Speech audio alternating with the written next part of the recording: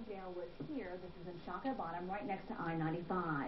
Our 8 News anchor Morgan Dean is working the story.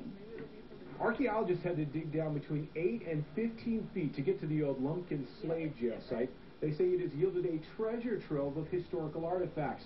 I'm standing in what would have been the old cobblestone courtyard. And what we've managed to do here is literally get our hands on a buried and forgotten piece of that history. Between 1840 and 1865, tens of thousands of African slaves were beaten and starved at Lumpkin's jail.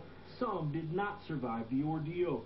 Here's what the jail looked like. It sat right along this now unearthed wall. Crews also discovered thousands of artifacts, including glass bottles, part of an old shoe, and even a wooden toothbrush. We're standing along what would have been the wall of the kitchen here at the Lumpkin slave jail. After the Civil War, the complex was used as a school for freed slaves. It also became the very foundation of Virginia Union University. This was sort of the springboard to educate blacks to be able to move out in the Richmond community where, before they were building Richmond, Richmond was built on their backs. Soon, crews will cover the site up with tarps to protect the intact structures, and then the dirt will go back on top of that.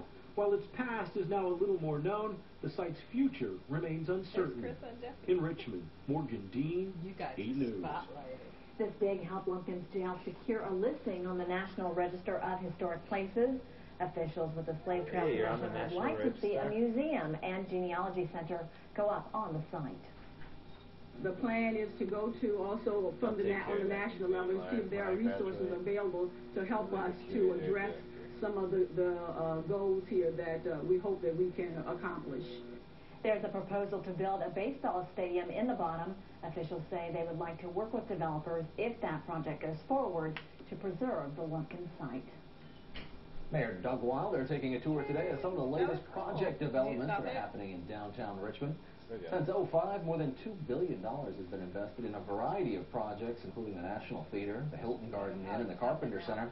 Well, the mayor talked with us about the importance of these new developments. We did well for ourselves. It's very important.